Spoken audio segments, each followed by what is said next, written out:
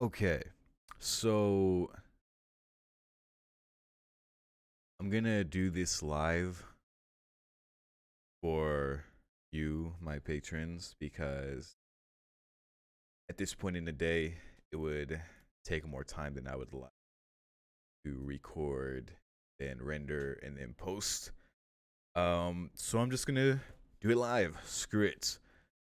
Um, Apologies in advance if I get called to do something, because I'm living family. I may need to help with with children and such. But other than that, this should be all right. I'm gonna say here ahead of time that I'm not gonna be too like if anyone comes in the chat and wants to talk about things, I'll take a break here and there, like to read the chat, but I'm not gonna be constantly reading it like I do with Yakuza or like I did with Nier. So just for the sake of the playthrough, I'm gonna not be interacting as much if people jump in. This is mainly for me to get this out faster at this point in the day. So I'm actually gonna type that in chat. I don't know why I turned off the music. I'm gonna leave it on while I do this, and then I will begin.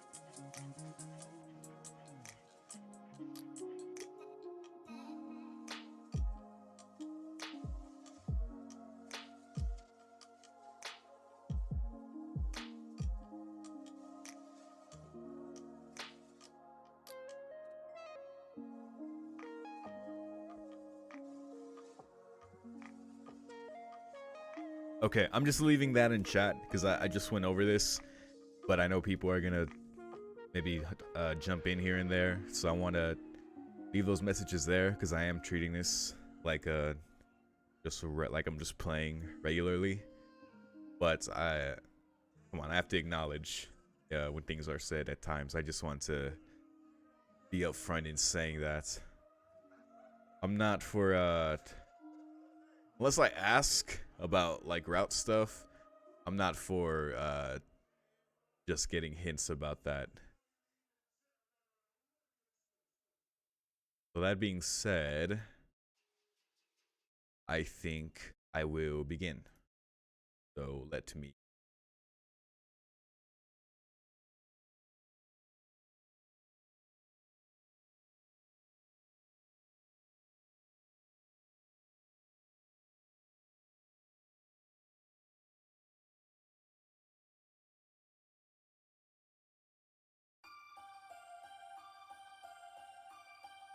Okay.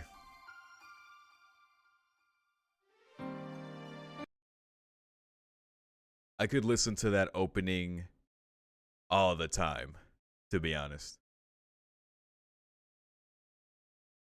That main menu song. But yeah, that being said, let's continue. I'm going to Kohaku's room so I can watch her TV. Because I'm a bored boy. I don't have the patience to read, and for some reason I don't want to talk to my sister. I want to watch TV with the maids. Let's see. Kohaku-san's room is here, isn't it? Knock knock. I knock on her door. Kohaku-san, are you there? Yes, please hold on for a minute. I can hear her cheerful voice from inside the room. I wait for about 3 minutes. Kohaku-san opens the door and pokes her head out. Oh, it's you, Shiki-sama. What are you doing here at this time? Well, I was wondering if you'd let me watch your TV. Eh? Kohaku-san gives me a bewildered look. Well, there's no TV in this house, is there? Oh, excuse me. I've been living in a normal house up until now, so it's become a daily routine for me to watch TV after dinner. I guess I can't calm down without watching it or something like that, so... The more I say it, the more I realize I'm doing something stupid. There's something not right about barging into a lady's room demanding to watch her TV. Look, even Kohaku-san is just standing there looking bewildered. Wait, no, she's not. Haha, I guess you're right. You've been living at the Arima household up until yesterday, after all. You must think this mansion to be kind of depressing after moving here all of a sudden. Kohaku-san gives a cheerful laugh. And let's see, have you talked to Akiya-sama and Hisui-chan about this yet? You mean about coming to your room, Kohaku-san? Kohaku-san nods. No, I haven't talked to anyone about it yet. What about it? No, it's nothing. It's just that I would have to turn you away if you had already talked to them about— okay. Smiling while she speaks, Kohaku-san looks up and down the hallway. Luckily for us, there isn't anyone else around. Please hurry up and come in. It'll be troublesome if we're caught. Yeah. I do know that this route, this right here, is locked until I do either Ciel or Arc or both. I know I have to just do those first, so one day, Kohaku-san. Please just sit anywhere. I'll go make some tea.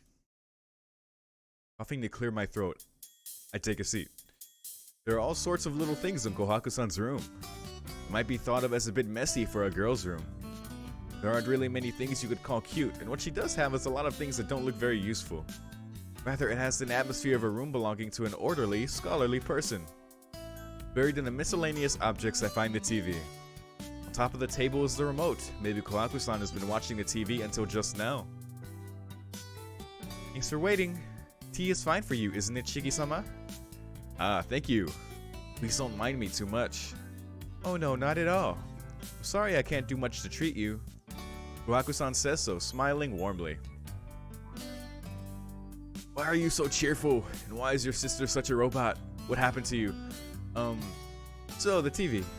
What do you watch at around this time, Shiki-sama? I don't have any set programs in particular, but the news is a pretty basic one. I like to hear new trends, and I like snob stories. I almost thought he said sob stories, and I was like, holy shit, Shiki. Is that so? You seem like a very laid-back person, so I thought you'd be reading after dinner or something. Haha, no. I don't have such refined interests. I don't consider myself laid-back either, but maybe that's the impression I give with my glasses. You with my gamer glasses over here.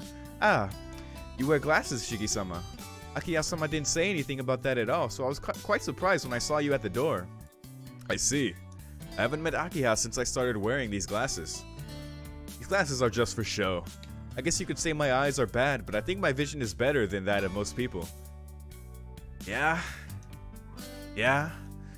It's not because I studied too much and went nearsighted or anything. Crap. I had an intellectual image, but did I disappoint you?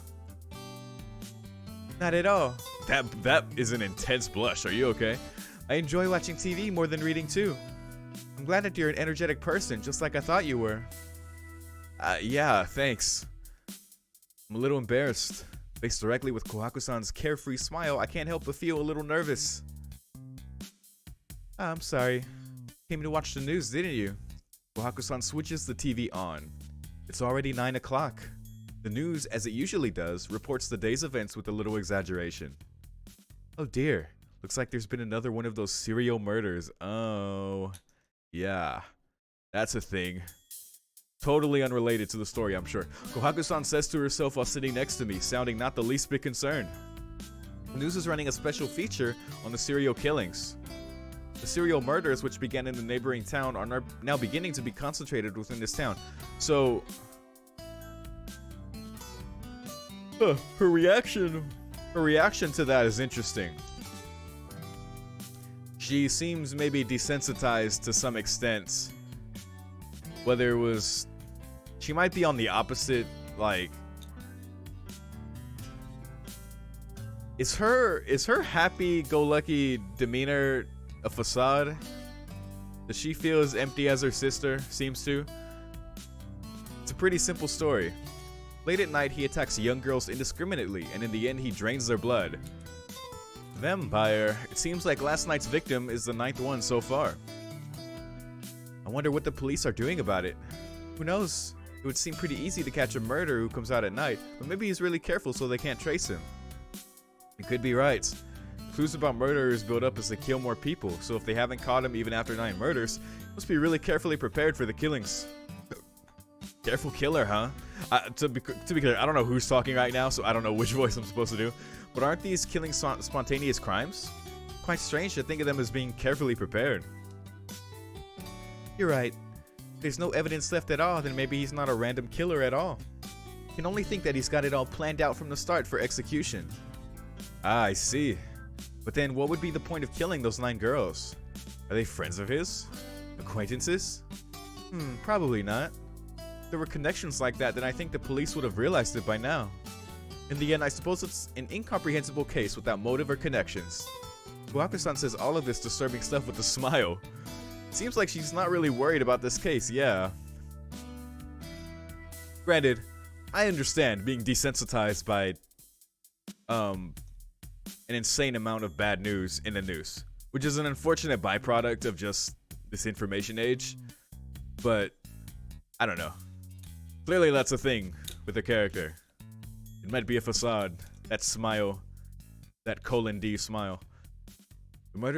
These murders are happening right here in this town, Kohaku-san. You're a young girl and all, so aren't you even a little scared? I'll be fine since the killer only appears late at night. If I don't go out at night, I won't run into him. Big brain. Kohaku-san really is a clear thinker.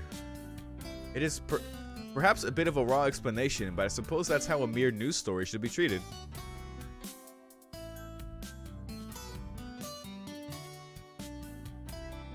We'll see when you get tangled up in it, Shiki.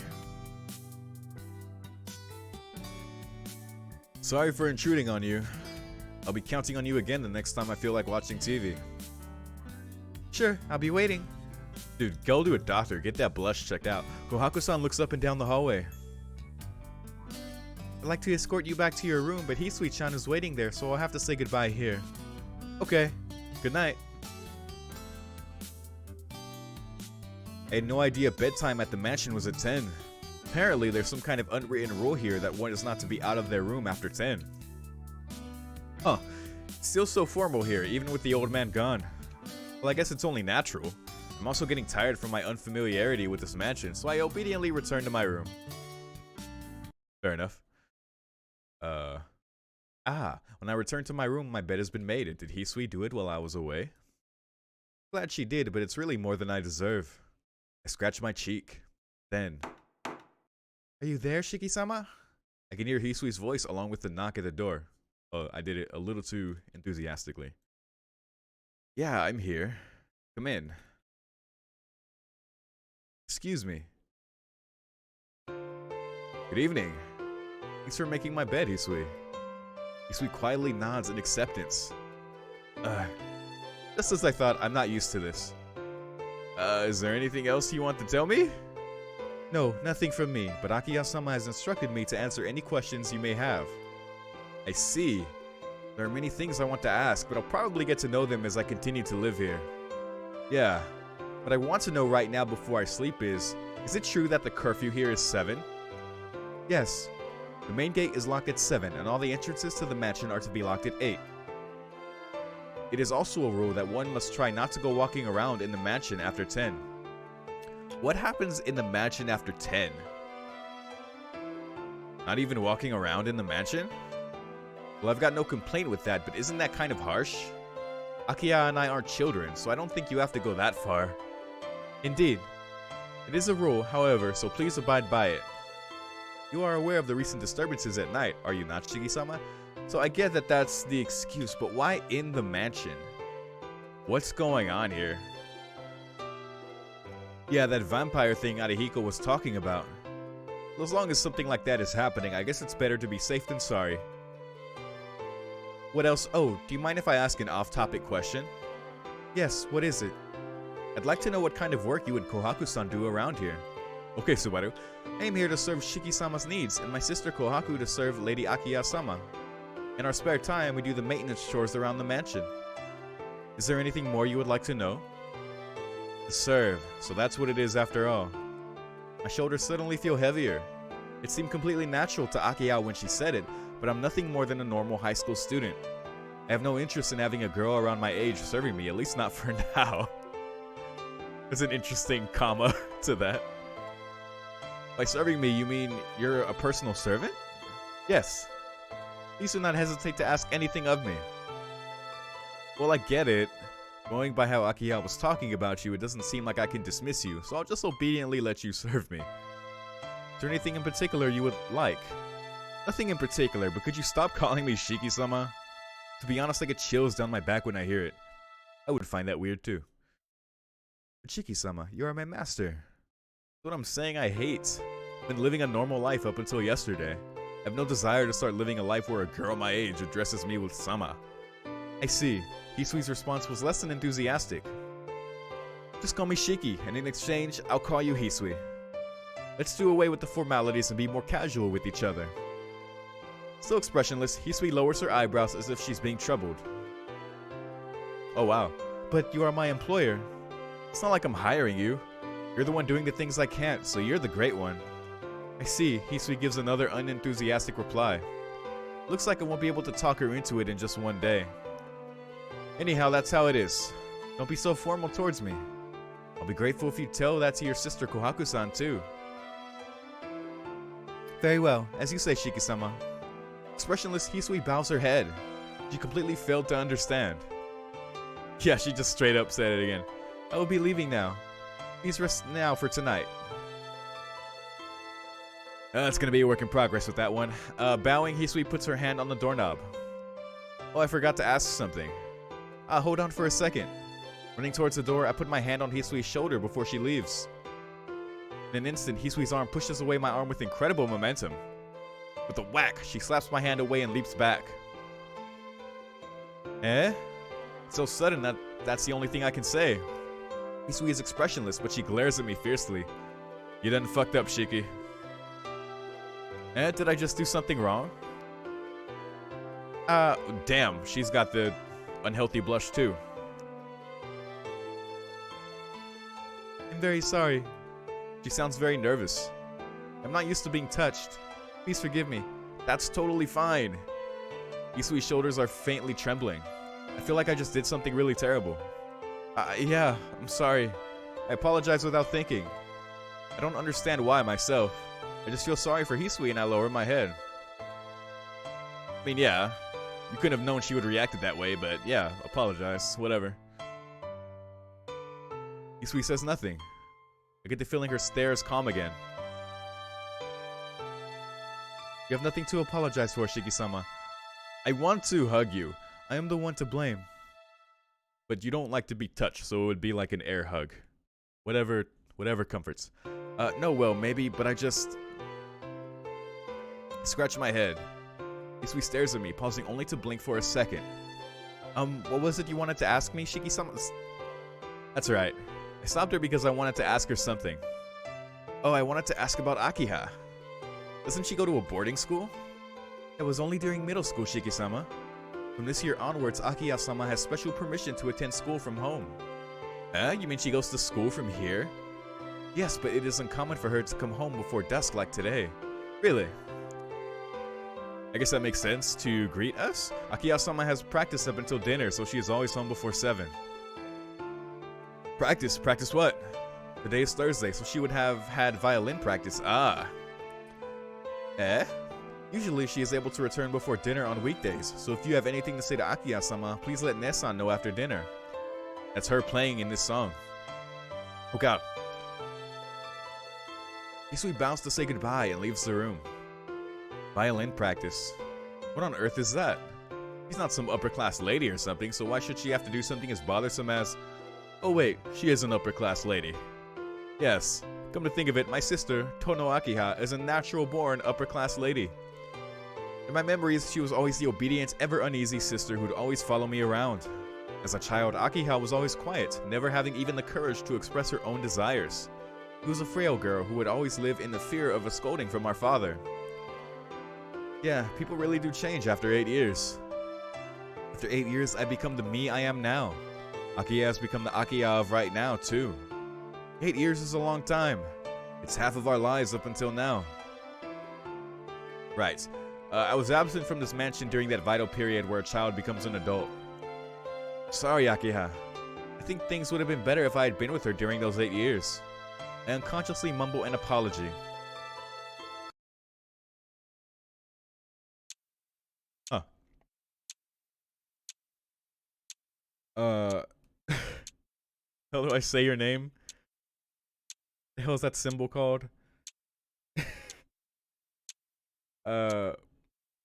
Pretty sure they should get their necks checked first. That's probably why they have trouble breathing. You know, that would make sense. These damn vampires. Left by myself, I lie on my bed. This house from 8 years ago. My blood relative from 8 years ago. It feels a little like they belong to someone else. I wonder what's going to happen to me now.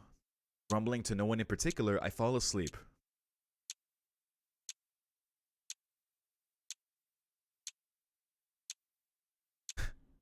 Awoo! What the fuck? I hear the wave-like sound of something's voice. Oh. We're hearing werewolves? Awoo! Something is howling. It's too sharp and high-pitched to be a stray dog. Awoo! Oh, damn it. It echoes in my eardrums. The reason that's so awkward for me to read, because I've seen that shit in a Twitch chat, where it's like the anime girl howling at the moon emoji, and it's ow. It's so stupid. It echoes in my eardrums. Is it howling at the moon? Ow. This doesn't feel right. The beastly howling is beginning to give me a headache. Is this fucking Twilight vampires and werewolves? It doesn't stop. Awoo. Awoo. Awoo. Ah, just shut up already. I wake up. I can hear the sound of a dog barking outside the window. Clock indicates it is just past 11. This is more than just a neighborhood nuisance. Damn, I can't sleep like this. The dog's howling comes from somewhere near the mansion's fence. Don't do it, Shiki. Don't go. Doesn't seem like I can go back to sleep at this rate. Even Akiha and the others wouldn't be able to sleep with a racket like this. Since I'm the only man in the house, I guess I've got no choice but to go investigate. I think it's coming from the right side of the mansion. I open the curtains and check what's happening outside. And outside my room is a large tree. One of the branches is perched a blue crow. A good omen, I'm sure. Oh god. In the dark night, I can see nothing but black, and yet it's quite clear to me that the crow is blue. Freaky. I've never seen or even heard of a blue crow before. It glares at me. It feels like the eyes of the crow are staring at me like soulless, mechanical lenses. Is it, familiar? Oh. After a yawn-like cry, it noiselessly flies off. What was that? I can feel a faint chill on my back. The howling of the dogs grows louder. Awoo! Awoo! Awoo! It's really starting to get on my nerves. Not only is it noisy, but hearing it causes my heart to start pounding. I have an almost instinctual distaste for it. Shut up! Change out of my pajamas into my uniform and leave the room. Oh, new song. Oh, damn it, Shiki. This is the one thing the one thing you're not supposed to do in this story. Go out at night and you do it. I suppose it's more interesting though. Awoo! The howling echoes through the night. That sound is definitely coming from the right-hand side of the mansion. For some reason, my throat feels dry. The high walls stretch their way around the mansion. Clearing my throat, I head towards where the dogs must be gathered. Wait.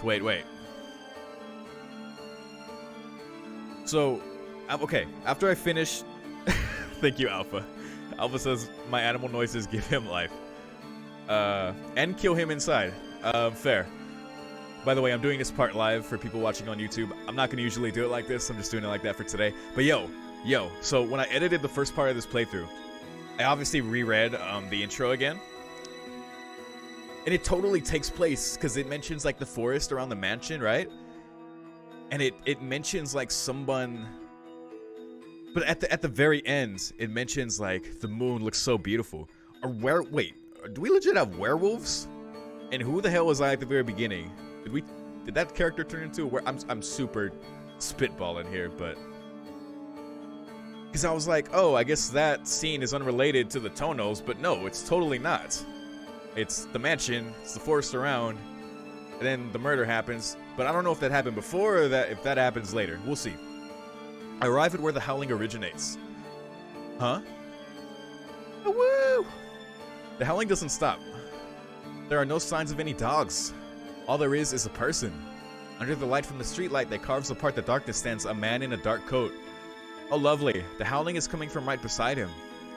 But there are no dogs to be seen anywhere. The man in the coat is pretty tall. He has a strongly built body and his back is facing me. My throat so dry. Oh! The voice of the dog resounds in my ears. The night air coils itself around my skin. For no apparent reason, I have difficulty breathing and moving as if I'm at the bottom of the sea. Qua. A cry overhead. With a loud flapping of its wings, the blue crow lands onto the man's shoulder. Oh god, it's his crow. Is it his familiar? Who are you? Then, suddenly the crow vanishes. Alright, that seems very likely now. Can it be an illusion? It looked like the crow disappeared into his black coat. Oh god, it's Newt Scamander. The man in the black coat turns around. That's not true, it would be a briefcase. Oh. Under the white streetlight, he is just like bro, what is wrong with your neck? Your neck is long as hell. A black lump. In the middle of that lump, only the weapon-like eyes shine out, burning with a fiery intelligence. Okay, so... I know this visual novel has no voice acting. I know the anime that doesn't exist does. Is this the Joji character? Maybe not. I can't breathe. Unfortunately, those eyes seem like they're not even looking at me. Not here after all. Huh. The man in the black coat leaves. When I can no longer see him, I am finally able to breathe properly again. I managed to take a few breaths. I realized the dog's howling has ceased. What the hell just happened? Hey, what the shit? Not here after... So he's looking for someone, or something. I return to my room. There's no sign of Akiha or the others being awake. I guess I'm the only one who couldn't stand the dog's howling. Wait, that has to be the killer, right? Was he looking for Akiha or a young girl? I don't know. All the victims have been young girls. Gah! What's happening? My head still hurts. Huh? Why am I trembling? Looking down, my fingers are trembling. My entire body is shaking and my back feels very cold. It's almost like, yes, it's like someone ripped out my spine and replaced it with ice. Well, that is evocative. I feel dizzy. Is it just the usual anemia? I get the feeling of falling towards the floor. On the way, I see something unpleasant. Oh god, his glasses. Even though I'm wearing my glasses, I can still... Wait, what? Even with them on? What the hell? I hadn't seen them at all for a long time, so my reaction is magnified. I feel sick. The dizziness from my anemia, I feel like I'm about to throw up the contents of my stomach. What's going on? I don't understand. Only that as long as my eyes are open, scribbles fly everywhere across my vision. It's a bad dream. Somehow I managed to collapse into bed. Yes, I should sleep. That's the easiest way to deny what I'm seeing. My body doesn't move as I want it to.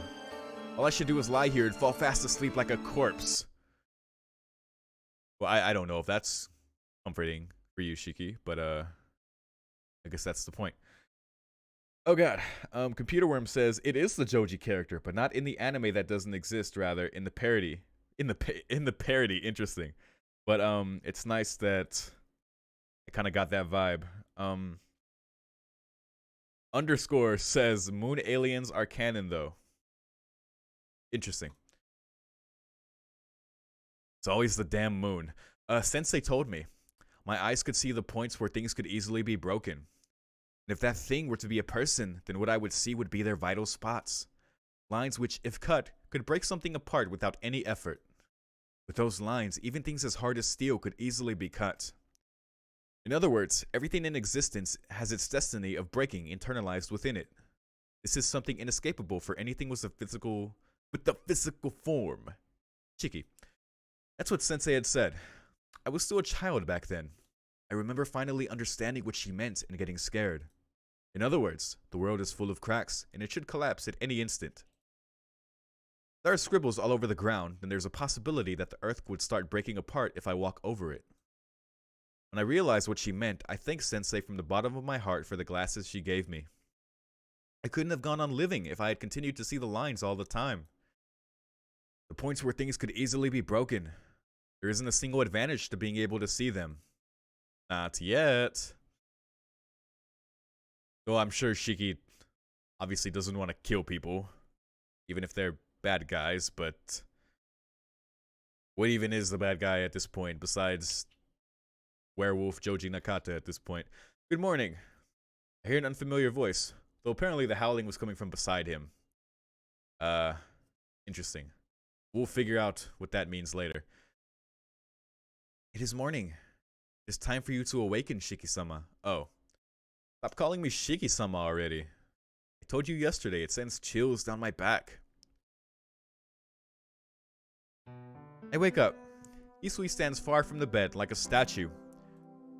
Where am I? Good morning, Shiki-sama. The girl in a maid uniform bows. Ah, yeah, I came home, right. I push myself up, looking around the room. In that instant, I feel sharp pain in my temples. Huh? Are you looking for your glasses? Isui gently hands me my glasses. Oh, thank goodness. Phew. I let out a breath. Last night, before I went to sleep, I had the feeling I was seeing the lines even with my glasses on. Maybe we were. Seems like it was just my imagination. Psst. Maybe it's because I slept in an unfamiliar room, but my mind is hazy. Seems like just encountering that guy really fucked with us for some reason. I wonder why. Shiki-sama? Isui calls out to me. Shaking my head, I shake away my sleepiness.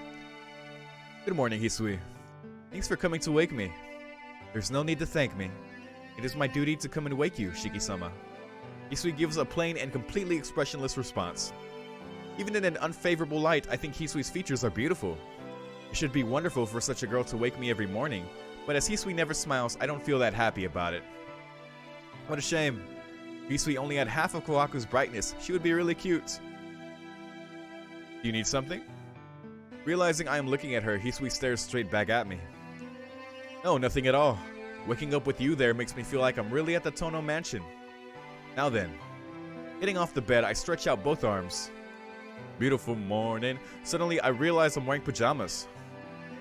I'm sure that yesterday Huh? I thought I slept in my uniform last night. Yes. Since it is bad for your health to do so, Nessan changed your clothes and put you to bed afterwards. Holy shit. Isui explains it as if it is something perfectly natural. I see. She changed my clothes. It's true that I could have caught a cold if I had just slept like that. It's the kind of attentive service you'd expect from a maid. Hey, wait a minute. Oh, I quickly checked my pants and underwear. Yeah, I was gonna say, Shiki. You're not responding how I thought you would. My pants are brand new pajama pants. Even my underwear is new. Holy shit. Oh. I want to say, what the hell did you do? But somehow the words are stuck in my throat. I've got to calm down and think things over for now. Let's see. First of all, half the blame belongs to me. And the one who changed me wasn't Hisui, it was her sister, Kohaku-san. It would be wrong to complain to Hisui. Hisui. Yes, what is it? You don't have to do anything uncalled for like this from now on. If you have to, please wake me up. I can change myself, so I'd like to do so. My face is a deep red as I say all of this. Isui obediently nods in affirmation. Your uniform is folded and awaits you over there. Please come to the sitting room after you have changed. Damn it. How careless could I be? It was careless of me to begin with when I fell asleep on the bed like that, but tonight I've woken up while I was being changed is over the top. Usually I would have sensed it, but maybe I was just really tired. Complaining to myself isn't going to change anything. I can't just keep standing here talking to myself like an idiot. I'd better hurry up and change and go have breakfast. My school uniform is neatly folded and my shirt is even ironed. Passing my wrist through the sleeves feels good. It's that fresh, brand new feeling. No, there's nothing wrong with being naked, is there? Yep, there was nothing wrong with it, but I couldn't help being embarrassed at the fact that I was being changed by the warmly smiling Kohaku-san. To top things off, the face in the mirror keeps smiling from time to time despite being bright red. Are you really okay, Tonoshiki? I thought you were supposed to be uneasy about staying here, you amateur. Oh god. That's funny. Alpha says there's no advantage to being able to cut things, and Meow the cook has some words to say. This is true. He'd be extremely efficient in the kitchen with those eyes. Akiya and Kohaku-san are relaxing in the sitting room. Akiya is wearing the uniform of the Asagami ladies. Asagami? Oh shit! Ladies Academy, a famous school for young girls. Well, there you go. They are drinking tea together gracefully as if breakfast ended a long time ago. Hi. Wait, when they say Asagami, do they mean that Asagami family? You can tell me that. That is curious. Wait, no, not a load. Please, no. That would have been disaster. Save game. I guess here? Listen, we haven't greeted... I should greet both. Hello, Nintendo. Thanks for dropping by. Good morning, you two. Good morning, Shiki-san. Wearing a white apron that suits her, Kohaku-san replies with a smile that could not possibly be any larger. Yeah, she doesn't call us Sama. On the other hand, Akiya just casts a glance at me. Good morning. You certainly took your time this morning, Nissan. She certainly knows how to put a damper on things. Took my time. It's barely past 7. It only takes 30 minutes to get to school from here, so I'm actually up early. So you're saying you're going to finish breakfast in just 10 minutes? Easy. You're not some starving dog, so if you're going to eat breakfast, I'd like you to take your time. Akiya's words really do have thorns. I'm not a dog, Akiya. Then I remember. Speaking of dogs, there's what happened last night. The damn awoo! How about what happened last night? Does that happen every night? What? Akiya tilts her head slightly in response to my question. It seems the point of my question has completely failed to reach her. Speech failed. I'm talking about what happened last night. The noisy woof woof woof woof racket. Even you wouldn't have been able to sleep with that going on, right? Nissan, what are you talking about? Don't tell me I'm the only one who can hear the fucking ayaya ass howling. What? Oh, dude, don't tell me we're the ones who brought trouble to this mansion with that guy showing up. Could have been coincidence, but who knows? What have you missed, Nitano? We basically watched TV with Kohaku. We had a really scary night with a blue crow and a character who is apparently played by Joji Nakata in a parody, which I guess is in Carnival Phantasm. And Shiki is shook. He doesn't know what to think. Computer Worm says Akiya goes to the same school K&K Movie 6 takes place in. That's what I was thinking. Thank you for confirming that. I was like, yo, Asagami Academy. I know that place. But I forgot it was named after Fujino. Interesting.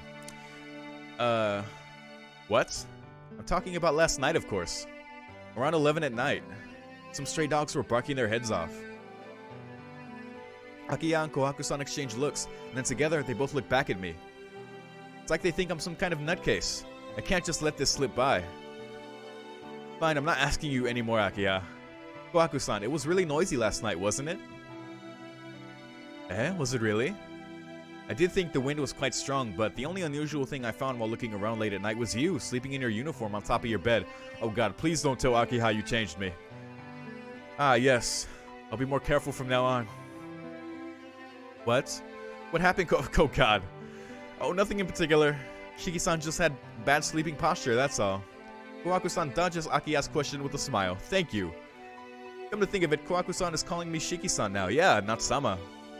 Seems like Hisui passed on my message from last night. Are you sure neither of you noticed? Those dogs were barking for about 30 minutes straight last night. Woof woof woof woof. I like how he's demonstrating. Like this. Ah woo. That isn't noisy. If that isn't noisy, I don't know what is. Haha, it really was a woof woof panic, wasn't it? Somehow I get the feeling Kawaku-san has missed the point. Well, that's basically how it was. I don't remember anything like that. You don't either, don't you, Kawaku? No, I don't. Sorry, Shiki-san. There wasn't anything particularly like that last night that I can remember. It is decided. The only possibility left I can think of is that Nissan had a dream about it. Now that she mentions it, maybe it was a dream, but... Must have had a nightmare because you aren't used to the mansion yet, Nissan. Oh, I know what. If that stray dog barks again tonight, perhaps we shall start keeping an extra vicious guard dog here. Malicious giggle comes out from Akiha. I am now out of time, so please excuse me, Nissan. Please do take care not to get attacked by any dogs on your way to school. Thanks. I have a feeling she's not taking me seriously. Akiha leaves the sitting room. Kawaku-san leaves to escort her to the doorway. Now seems like a good time to come to a conclusion. Given what's happened last night up until now, it's a no-brainer to work out that for some reason, Akiha really hates me. It's complicated. I'll leave for the lobby after I eat the breakfast Kawaku-san made for me. Isui's in the lobby, waiting with my bag. Will there be enough time, Shiki-sama? Yeah, it's not even 20 minutes to school from here if I run. It's 7:30 now, so I can make it even if I take the long way. Set aside with my explanation, Hisui nods. Very well, I will escort you out. Yeah, thanks. It's a terribly embarrassing thing to have a personal servant. Ah, Shiki-san, please wait. With pattering footsteps, Kawaku-san runs down from the second floor. Hisui steps back and falls silent as Kawaku-san appears. Huh? Weren't you with Akiha? Lady Akiha goes to school by car. Since I had something to give you this morning, I say, you can't drop me off? Something to give me? Yes. This came from the Arima family yesterday. Kawaku-san smiles. Eh? But I have all my luggage ready. The things I used while I was at the Arima's house all belong to them, so all I've got are my own clothes. Really? But this was sent here nonetheless. What is it?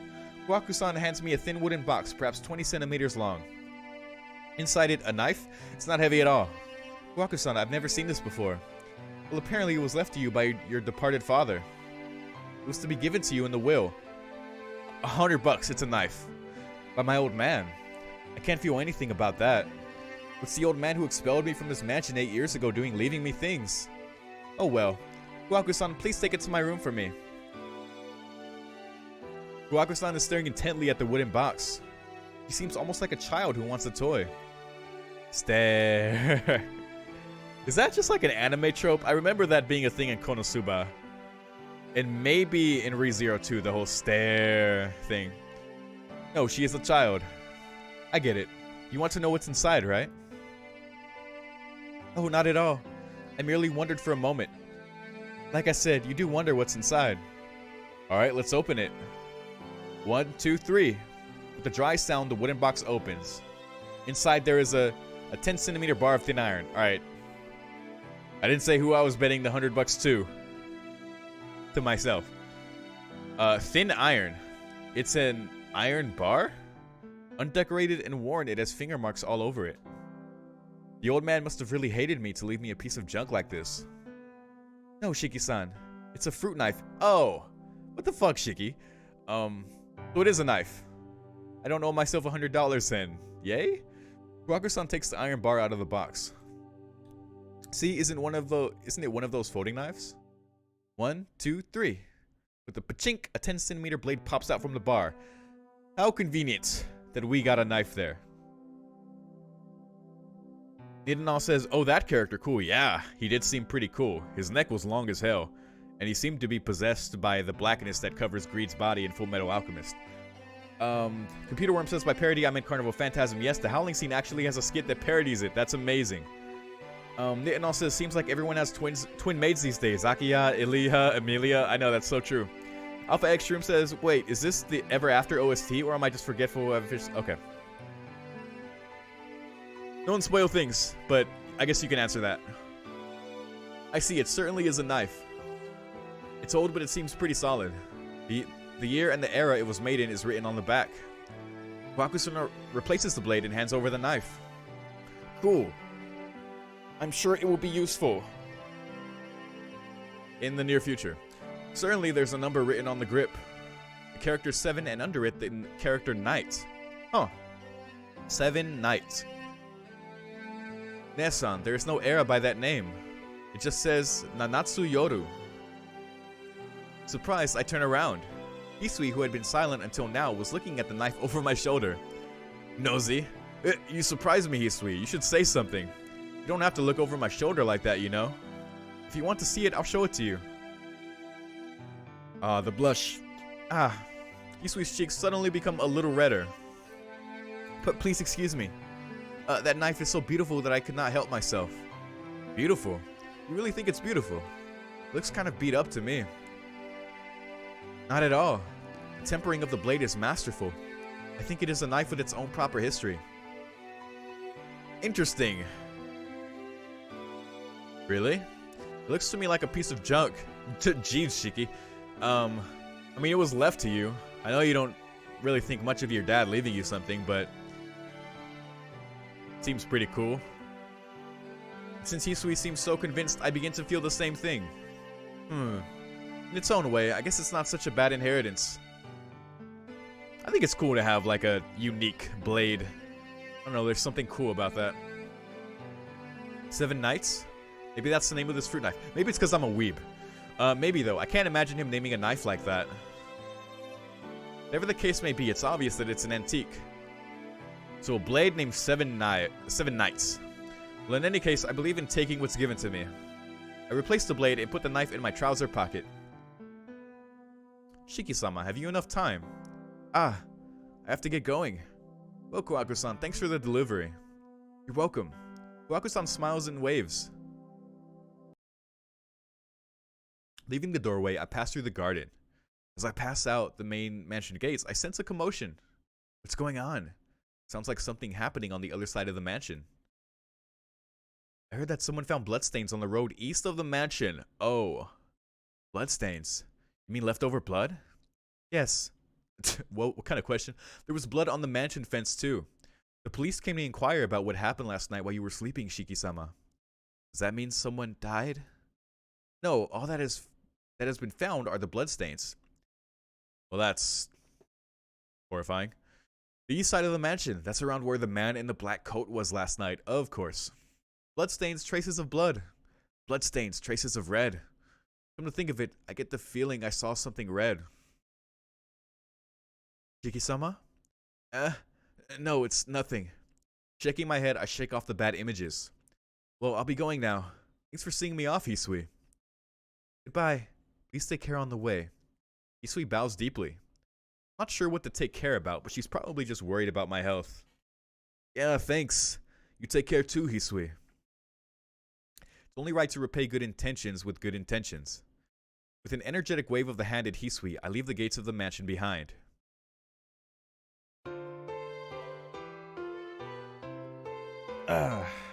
Ede Emiya says, well, this is new. Interested to see what comes next. By the way, the howling scene is too good. It was, I had no idea how to voice the howling, and it was the most cursed, funny shit. Thanks for stopping by, man. I walk along the unfamiliar streets. Up until now, I've been going to school from the Arima house, so it's the first time I've taken this route to school. Only the path I'm taking that's different, but I feel like I'm going to a new school. There doesn't seem to be a lot of students from my school around. Apparently, there are not many who live around here. 7:30 in the morning. I can't see anyone running along the streets in a school uniform except me. The business district is in a rush of activity. As usual, the scene is one of suited firm employees gearing themselves for today's battle. No, it isn't quite the same as usual. For the last few days, the atmosphere has been a little heavier in this town. Maybe it's all the murder. Probably due to the serial killings. There are less people in the streets in the evenings now, too. You better cut down the hanging out at night, Arihiko. The face of my bad friend drifts into mind. He'd be the sort to carry on hanging out at night regardless of the atmosphere in town. Let's hope he doesn't get killed. But it's not like he's going to listen to a word I say anyway. I start to see some people in school uniforms intermingled with the crowd. There are only about 10 minutes until the school gates close. I dash along the asphalt streets so I won't be late. I arrive. It seems like it took 20 minutes rather than 30 from the mansion. I'll need to leave around 7 if I want to go slowly since I ran several times on the way. You always give yourself more time. You gotta be on time. Early is on time. The classroom, just minutes before homeroom, is full of commotion. Scattered all over the classroom are my classmates, intent on talking until the teacher arrives. Huh.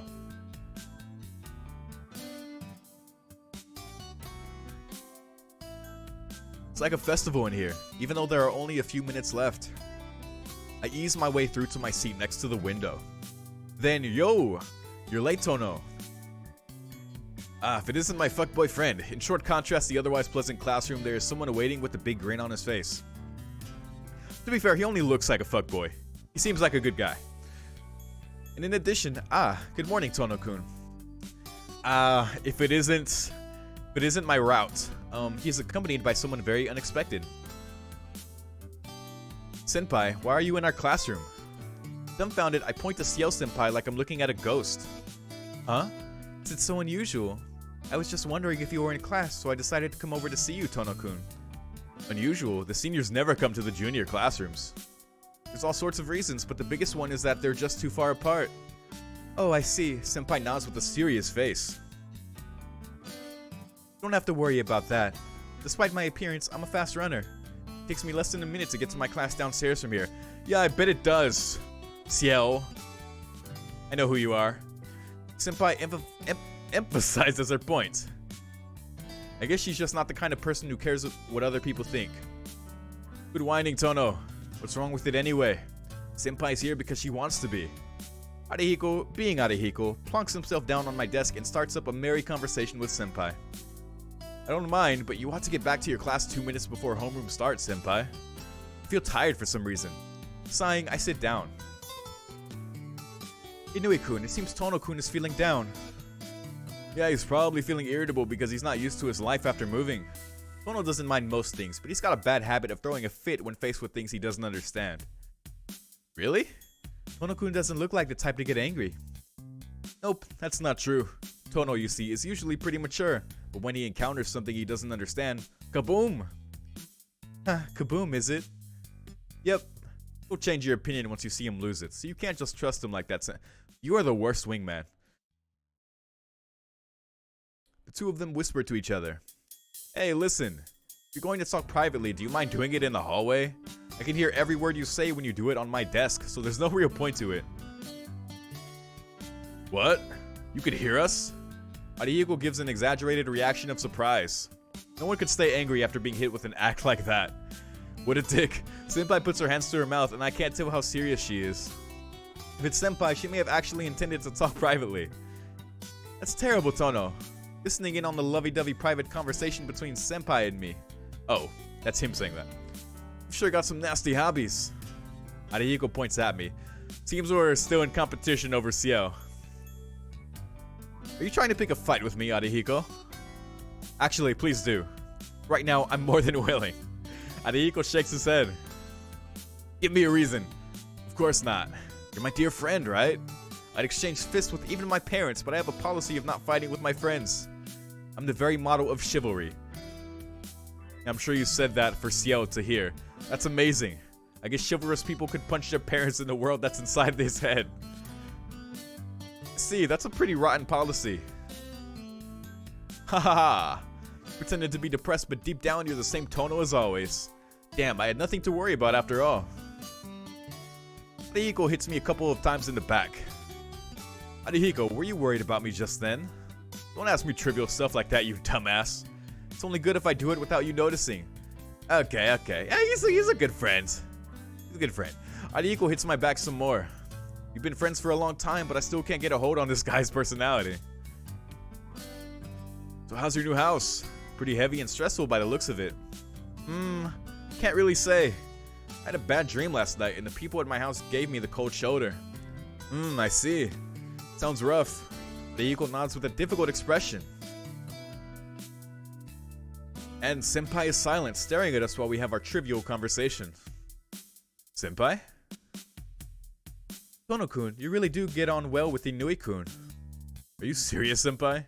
You must need thicker glasses if that's what you think after seeing what just happened. Not at all, Tono-kun. You look really relaxed when you're with Inui-kun. You're really open and trust him a lot. Senpai smiles happily for some reason. Arihiko and I exchange looks and tilt our heads. Oh, I'm so envious. I really admire how your friendship allows such understanding without you getting worried over each other. Senpai is impressed. Really? Arihiko and I exchange looks and raise our eyebrows. I want to know, like, how Ciel has lived her life. First of all, why the hell is she at our school? And second, she's like very fascinated with like Tono and our relationship with Arihiko, and I want to know more about you, Ciel. That's right. It's just that you two don't realize it. Ah, but maybe it'll end if you do. In that case, it'd be best if you two just remained as you are. Yes, truly a miraculous balance. Well, I guess you could say our relationship is a miraculous tightrope. Heyo, Arihiko nods in agreement. I guess that's one point we perfectly agree on. Ah, it's almost time. I'll be going now. Did you watch the news this morning, Tono-kun? No, the house I moved to doesn't have a television, so I can't watch the morning news. Is that so? Well, I'll just ask you straight out then. There was a big mansion on today's morning news. Is that where you live? Eh? This morning's news. Now that she mentions it, Hisui said the police had come to talk. Yeah, that must be my house. I heard the police came this morning to ask us questions. Is that so? You mustn't be out playing late at night, Tono-kun. Wait. How did you know we were out at night? Senpai leaves quickly. I watch her silently. And... Tono. What? I'm not listening to any more of your trivial garbage. It's not trivial. It's becoming a big problem. You've become so familiar with Senpai that she even comes here to see you. Arihiko stares at me gravely. Well, I don't know anything about it. I've only started talking to her recently. Maybe she just came here on a whim today? And come to think of it, aren't you pretty familiar with her too? No way, man. It's taken me 7 days to get her to remember my name. Oh? That's unusual. Wasn't it your policy not to deal with girls you can't pick up in a day because they're too much trouble? Oh, so he is a fuckboy.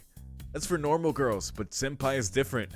I've kept it a secret all this time, but actually You like senior girls who look good with glasses on, don't you? Rick? Arihiko's face turns red. You knew all along, my dear friends. Yeah, I knew. We're friends after all. We get along and we've got the same interests. I see. You can understand how good Senpai is too, can't you? Hey, wait! Yeah, like I said, we've got similar interests, right? That's why we're into the same type of woman. Oh, it's on now. Arihiko nods in agreement and heads back towards his own seat. I guess it was a short friendship, Tono. Yeah, exactly right. Listen, I'm all for going for Ciel, for Tono, but come on, man. No need for it to be like this. First of all, Tono's clearly winning, so step off. I wave Arihiko off. The teacher comes in at about the same time. Oh god. That's so freaky. Dude, it is so freaky when the music cuts and it just went to a black screen there for apparently no reason. So weird. Alpha X Shroom says Ever After is the remixed album of Tsukihime, just like the remix OSTs. Oh, interesting. Okay. Huh. If it is the remixes, that's pretty interesting. It sounds pretty good, at least. Morning lessons are over. It's lunch break, and Arihiko has gone on ahead to the cafeteria. Now, where should I have my lunch? Oh,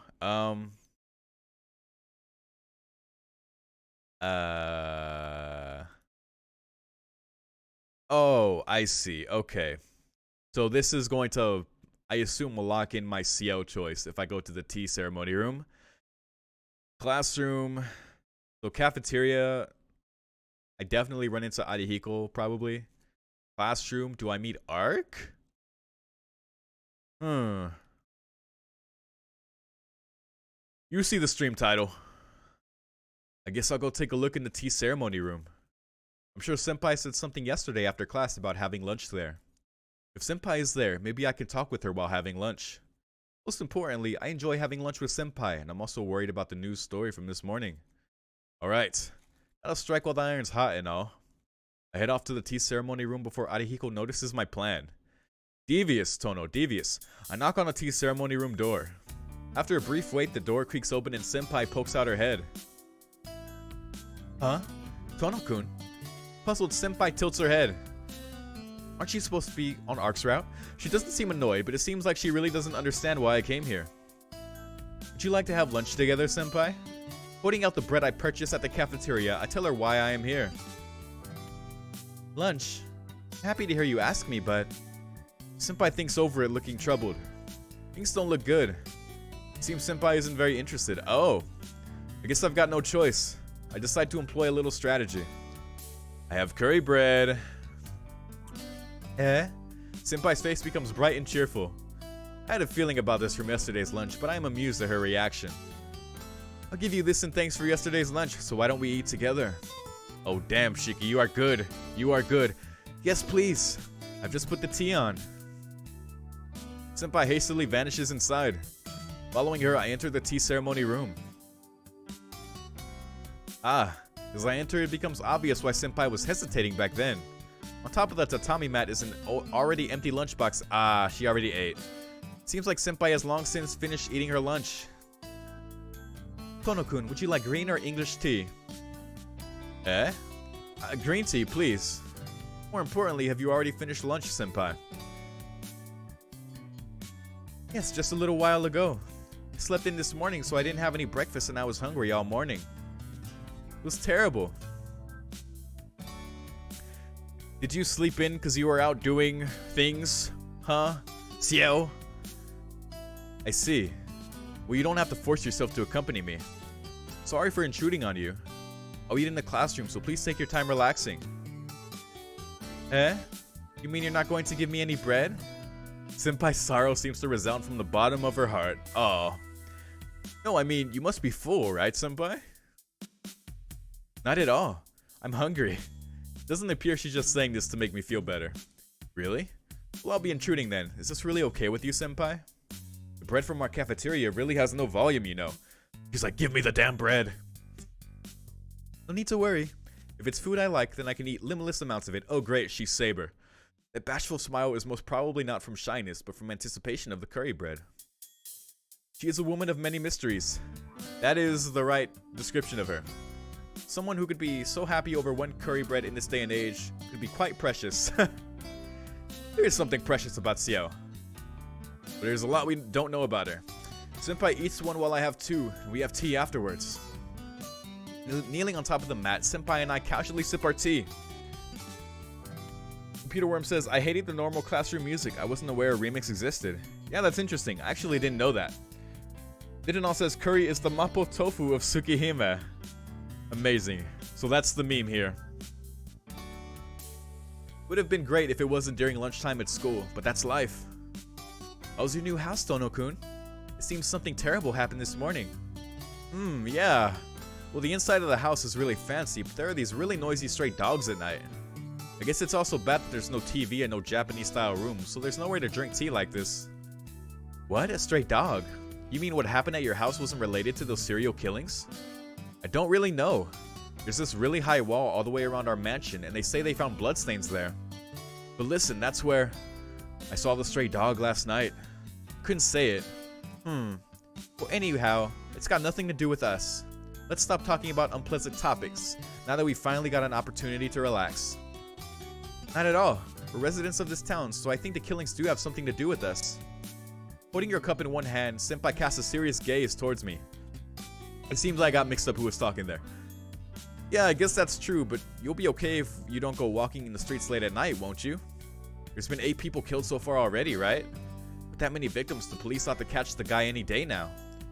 Geez, Shiki-kun, you don't have any sense of danger, do you? The newscasters have been saying the same thing since the 3rd victim was found, but they haven't caught him yet, have they? Well, that's true. Just that I can't really relate to it when they give it such a stupid caption like the modern day vampire. It's kind of funny. They're like, well, I guess they've been finding the neck stuff, so that is why. I'm sorry, I really did take it too lightly. We live in this town, so we've got to be careful, right? Yes, I'm glad you understand. Senpai smiles in a satisfied manner.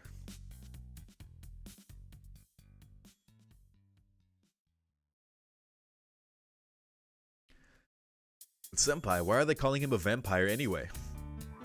Well, the blood was drained from all the bodies, right? Isn't that kind of like a vampire? Yeah, that's what happened. You really think so? Isn't it said that you become a vampire yourself once a vampire sucks your blood?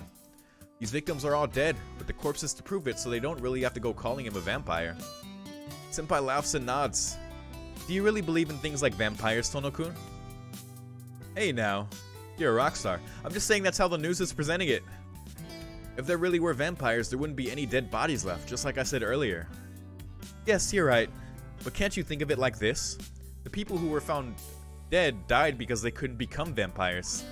There are actually people who can and can't become vampires, and those who can become vampires wouldn't show up as dead bodies after being attacked by one.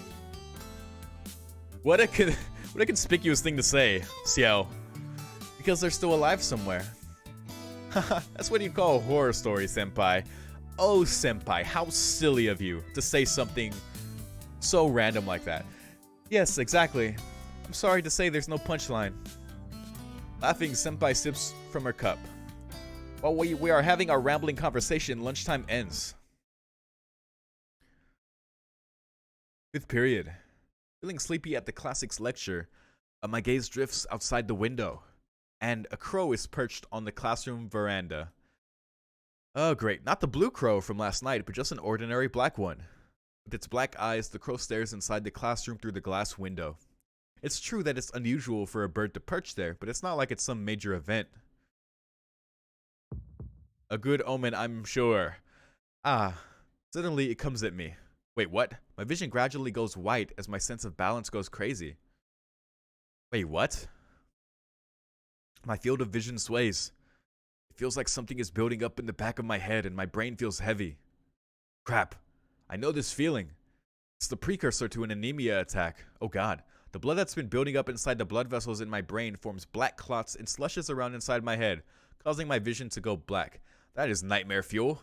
If I had to describe it, I would say it feels like darkness is pushing from my brain outwards towards my eyes. That is horrifying. Poor Shiki. This is bad. I don't usually collapse in the middle of class, but... Fumbling in a world of darkness, I blindly use my desk for support. Even that becomes useless. I can't put any strength into my fingers.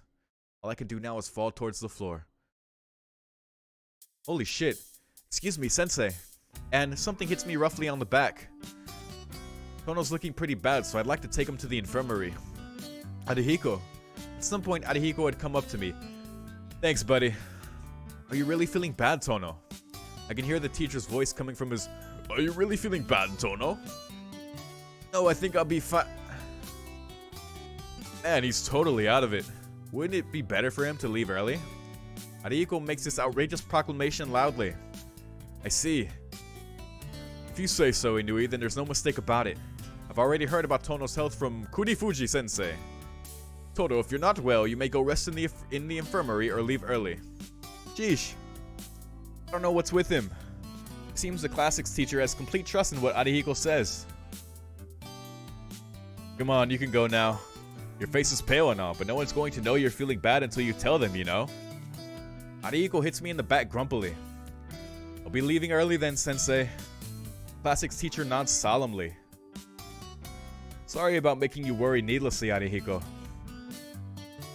Don't worry about it. We've been inseparable since middle school. I can tell when you're about to collapse from anemia. That's our bro. Adehiko heads back towards his own seat. Expressing my thanks with a look, I drag my leaden body out of class. I leave school. It would have been better to go lie down in the infirmary, but at this hour, it'd be after school by the time I wake up.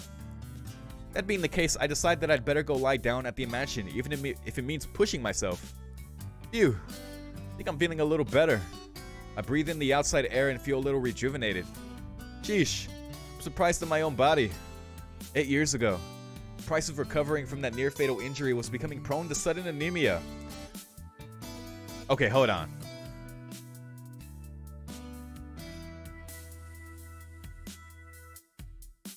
Okay. I really don't believe the car crash story at this point. I really don't. When I first left the hospital, it would happen at least once a day. Collapsing from dizziness became a daily routine for me. After some time, probably because my body had grown, the spontaneous dizziness and anemia became rarer. From time to time, things still trigger dizzy fits and I still lose consciousness. Today, I was lucky that Arihiko caught me, cause like, Shiki having anemia and this whole vampire shit going on, that can't be unrelated, right? And we know the scene at the very beginning before the visual novel starts, you know, the opening, you know, the prologue. Like, I wonder if he just subconsciously blocked that out, or I don't know, man. I don't know. But that has to be a thing. Today I was lucky that Arihiko caught me. Usually I wind up passed out on the floor. Taking a slow and deep breath, I draw fresh air into my lungs. I can feel the blood pooled around the center of my head begin to swirl around again. Jesus! So I head away from the school. That almost makes me dizzy reading that. I veer onto the main street. Once I get through here and leave the residential district, it's a direct path to the Tono mansion. Crap. It looks like I haven't fully recovered yet. Putting my hand to my forehead, I realize it's hotter than usual. I'm not going to do myself any good by pushing myself here until I collapse along the side of the road. I guess there's no helping it. Disgusted with myself, I lean on the guardrail. I'll rest for a bit until I manage to calm down.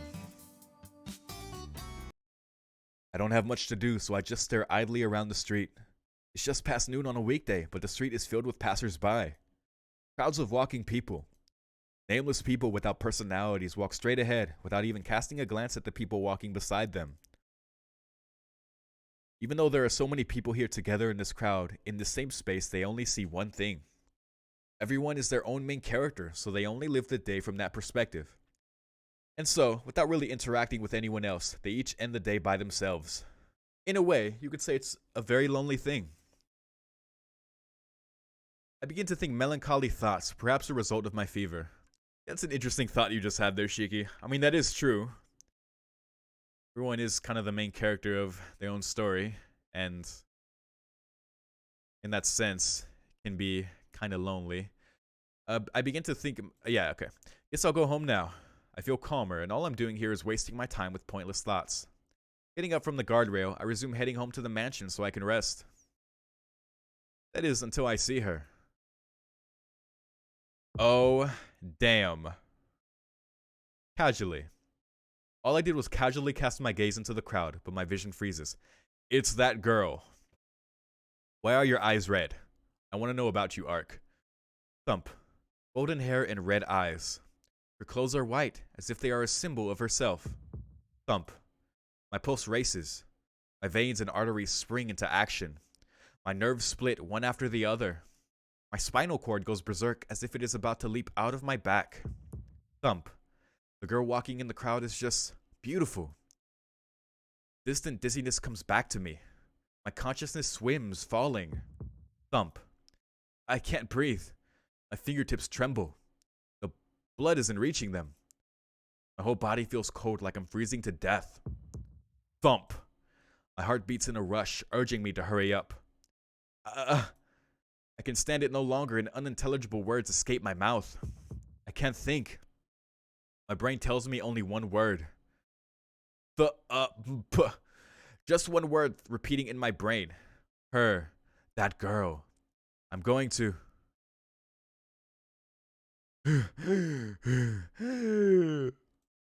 I feel sick.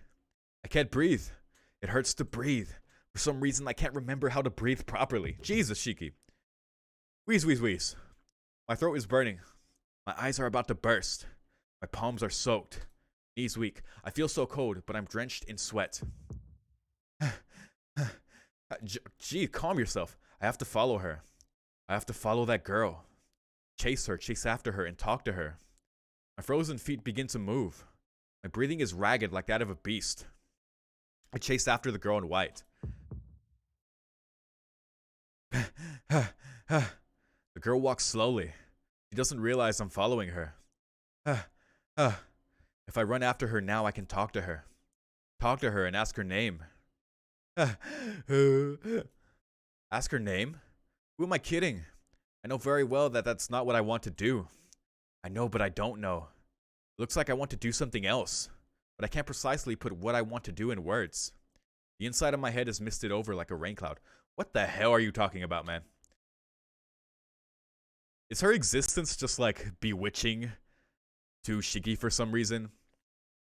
I don't know anything about Arc, but I know she's very special.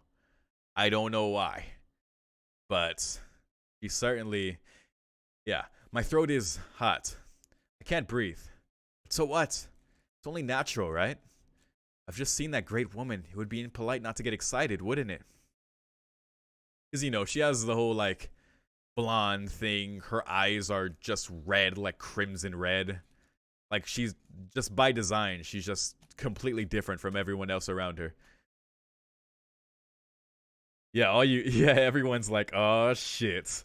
Eyes remind me of Gilgamesh's. Yeah, she's like a fucking the Mesopotamian gods and goddesses.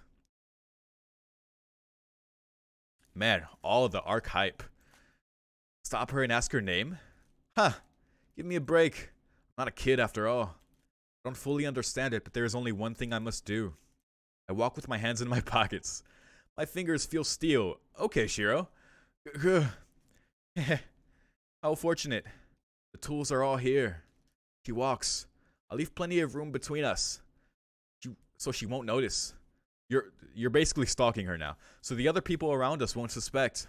She and I are complete strangers. That's why I have to do my best to make following her look natural. She's probably very aware of what you're doing. He walks into an apartment building. I won't go in yet, but instead watch from outside. He takes the elevator up. Elevator stops at the 6th floor. Check the common mailbox on the 1st floor. There are 5 mailboxes for the 6th floor. I touch one of them and feel a sharp sensation. I smell it. It's no mistake. Her room is the 3rd. Wait, what? How did you know that? I enter the elevator and press 6. There's something weird going on with Arc. It's probably an understatement, but Shiki is just like so fixated on her. He was like immediately able to detect which mailbox was hers. So weird. All the Arc fans are coming out now, exactly. Yeah, red eyes are definitely a characteristic in the Nasu-verse. I definitely want to know more about her. I'm excited. I grip the knife in my pocket tightly while I'm in the small elevator. He's very close by. Just a little more and I can blank her. What the fuck?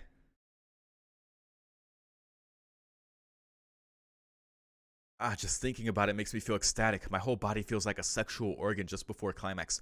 What the fuck is going on with Shiki? What if Nasu? I get off the elevator. The 6th floor corridor is empty.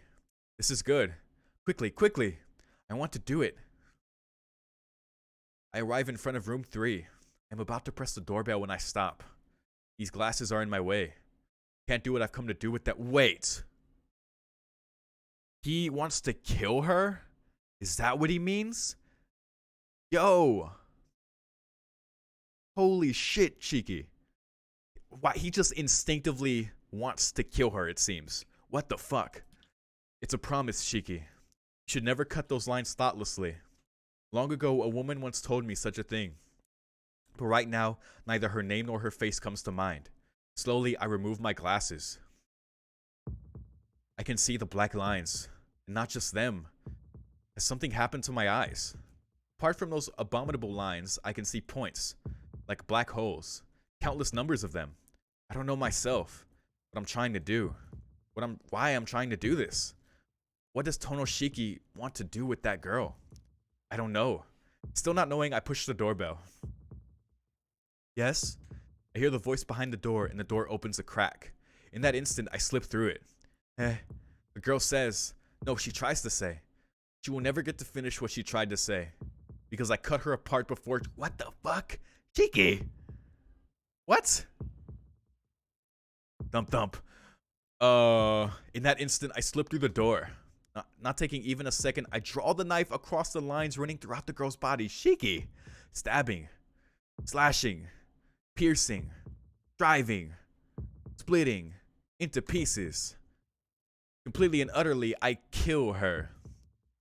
The black lines that divide her into 17 pieces. Through the neck, back of the head, from the right eye to the lips, upper right arm, lower right arm, right ring finger, left elbow, left thumb, left middle finger, left breast, from the rib to the heart, from the stomach to the abdomen in 2 places, left groin, left thigh, left leg, left toe, all of them. As I pass by her, not even taking a second. Truly, in an instant, entirely, I dismantle her into 17 pieces of meat. Jesus! Why? What is it about Ark? Does Shiki, I guess, recognize that she's just off? That there's something off about her, and he just felt just the ever fucking overwhelming need to kill her? Like, jeez. Wait, do we need the Kariya sensor? Wait. Hold on. Do I need a sensor for this part? Guys, do I need a sensor for this? Fuck. Because I'll make one really quick if I need to. So someone tell me really quick.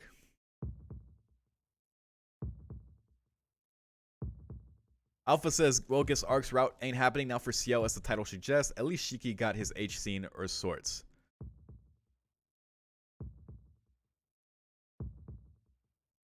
Of sorts, I guess. Jesus. Is that what this scene is?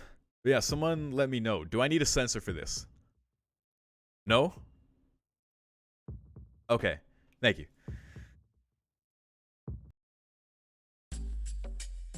What is this song? What the fuck?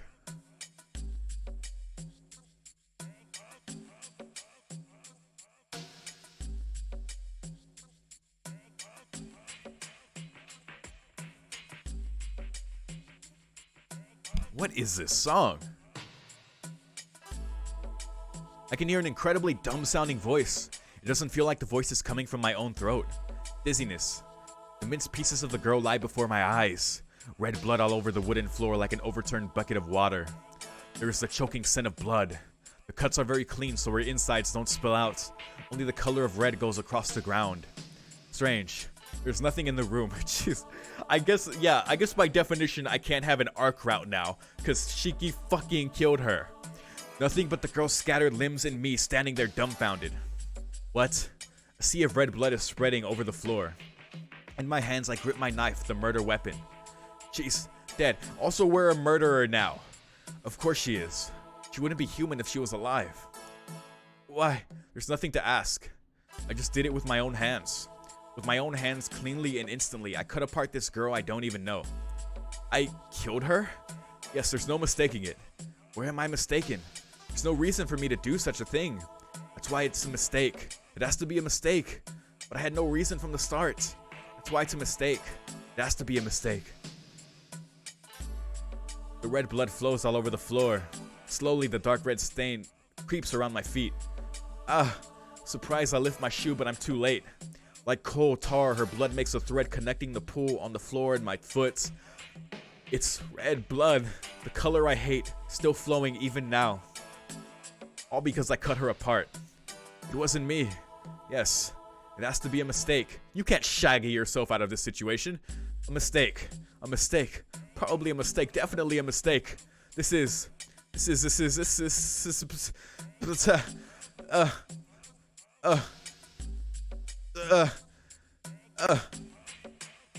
But just what is wrong about it? Wrong. Wrong. I killed her. Is that fact wrong? I didn't kill her. Is that fact wrong? No, all that's totally wrong. That's wrong. Wrong.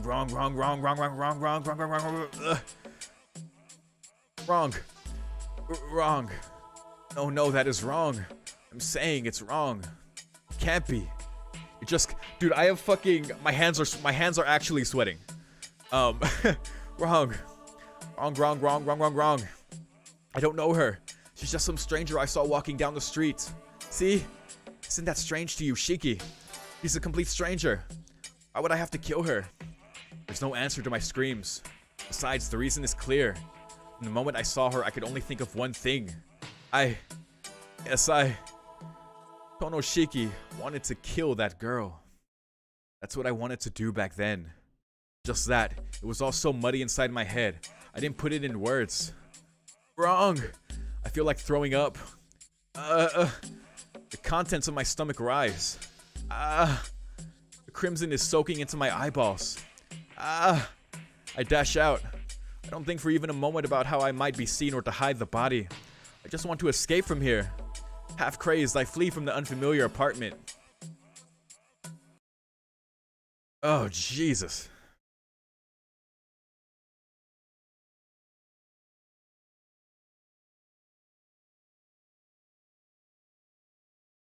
Big drink of water. Oh, gosh. Jesus Christ, Ede. I'm not even going to repeat what you said. Alpha says, man, don't you hate when you see a really beautiful girl, get excited, and accidentally just cut her into pieces? Who's more messed up in your opinion right now, Shiki or Shiro? I don't think I can come to that conclusion yet. Because when you say messed up, that's a very, like, Shiro is messed up. Like, fundamentally distorted, right? And then when you take Heaven's View into account, that's its own thing. Now, as far as Tonoshiki's impression, that was really fucking messed up. Now, I have no grounds to like determine why he would do something like that. I don't know if it's the nature of his mystic eyes, like I know his glasses suppress the lines, but I don't know why seeing her triggered instinctively him wanting to murder her. Because clearly that doesn't happen to normal people.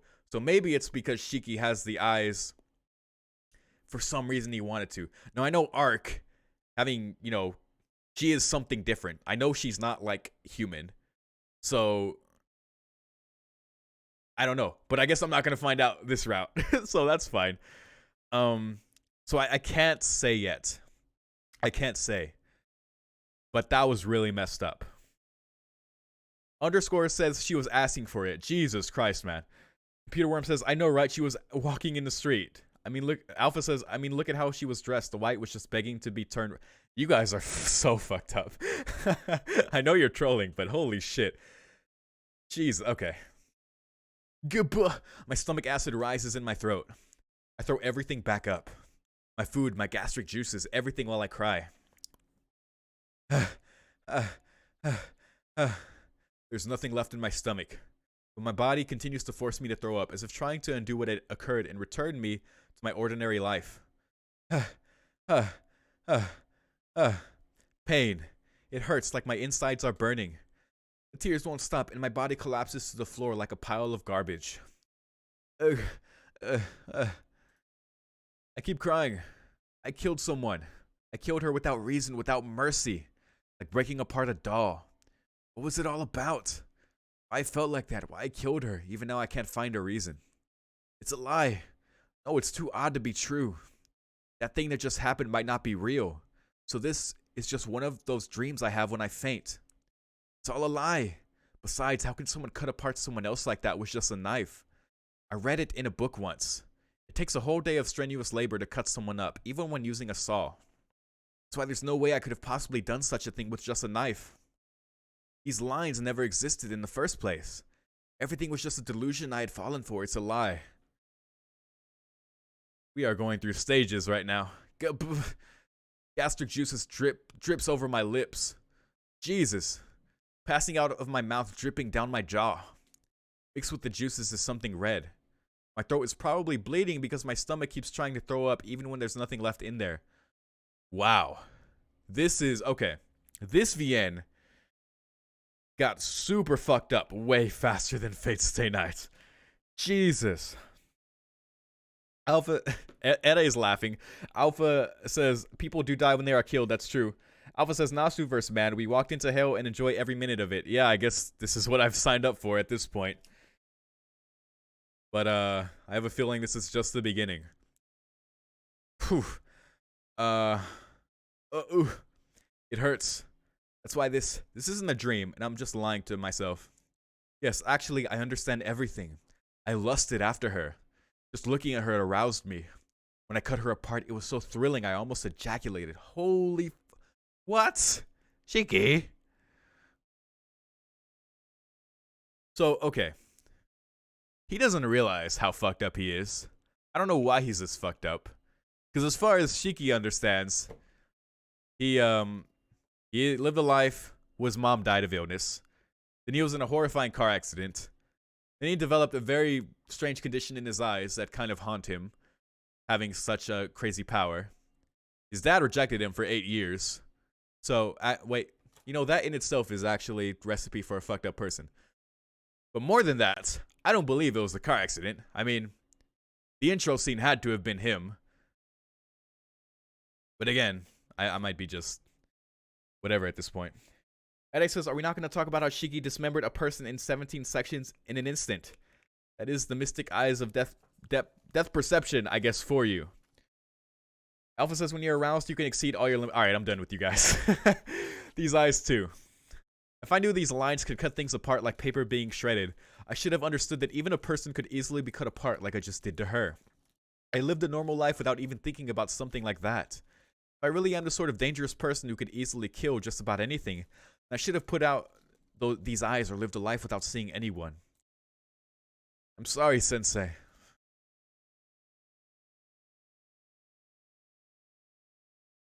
I wonder, man. Because I'm trying. It's been a while since I've watched Kata no Kyokai. There's something about just having the mystic eyes of death perception.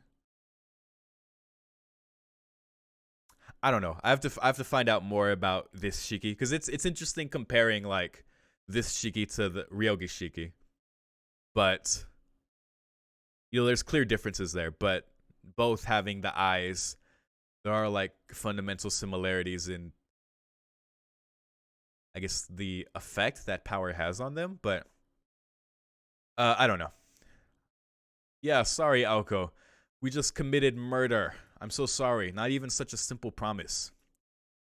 And we were apparently super aroused killing this strange person that we will not figure out probably for many hours now. But I don't care about myself. I killed that person. That person's life up until now. The people around that person, the future that person dreamed of, everything destroyed by a stranger. Even if I regret it, I cannot be forgiven. Even if I apologize, I cannot be forgiven. Have I gone insane? I don't know. There isn't even a trace of that impulse left. But if that impulse came again, what will happen to me? The thought of holding back never crossed my mind. I did not even consider trying to stop myself. Kill this girl. If it seemed like the obvious thing to do and I went through with it, then there's nothing I can do. And the answer is simple. I must be insane. I've probably been mad since 8 years ago when I miraculously came back to life from a fatal accident.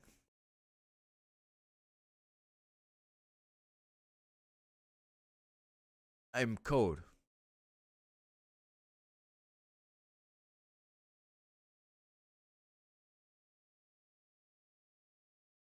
I'm just gonna keep going. I'm cold. The sun has gone down without me noticing. What time is it now? I can't tell. My eardrums are filled with noise like a static TV. Static. Static. Shh. The sound doesn't stop. It's terribly cold. If I stay sitting down on this bench like this, I think I'm going to die. Static. Static. Shh. I don't feel anything. I don't care about that repeating noise or the freezing cold. My body is shivering. Maybe due to the cold or the uneasiness or the fear or regret. I can't tell which. I've killed someone and I can't explain why I did it without any reason. What a joke. There's no reason, so there's no way I can explain it. I killed her just because I felt like killing her. Such a reason is insanity. Yeah, how do you Because, yeah, to himself, this doesn't even make sense. He's like, why did I do that? He's like, I just wanted to, so I did it. Am I insane? Like, yeah, what the hell? How do you, like, rationalize that when that's, like, not even... when you didn't even realize that was in your nature? Yeah, it would be so easy if I was just insane. But my heart still remains sane. It's only because I'm still sane that I can feel this numbness. Shh. The knife is still in my hand. Resolving this by killing myself, that's pretty easy. But I can't do it. Still sane, so I can't do it. My heart fears death. Somewhere in my heart, I know that doing so will not settle this or atone for it. It is true. The noise continues. Our body temperature continues to plummet. You can atone by, I don't know. But yeah, you can't go out like that. I can't kill myself. If I leave things as they are, I'll disappear. Maybe that's for the best. Even if a killer like me survives. If I just quickly die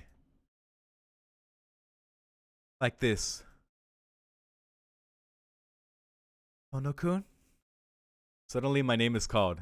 I'm so uneasy right now, guys. I raise my head. There's Senpai. It feels like decades since I last saw her. Wait, what?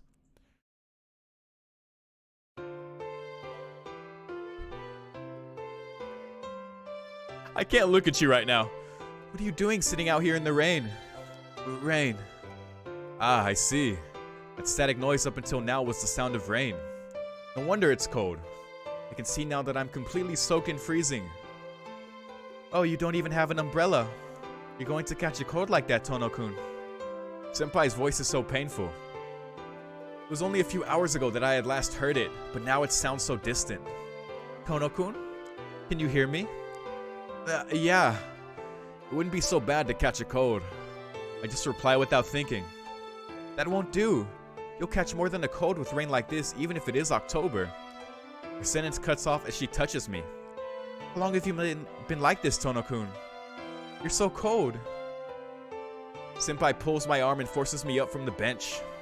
I'll lend you my umbrella, so please hurry and go home and do something about your body. It'll really be a matter of life and death if you don't warm up quickly. Ah, yeah, but I can't go home. I can't go anywhere ever again.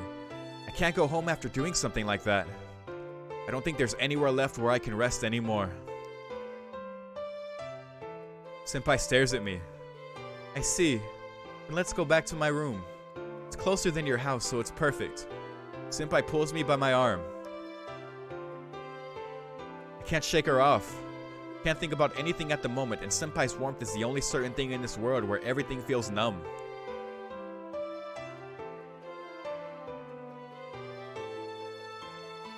Yeah, I don't know what comfort Shiki can find at this point, but it's probably gonna be in Ciel, because...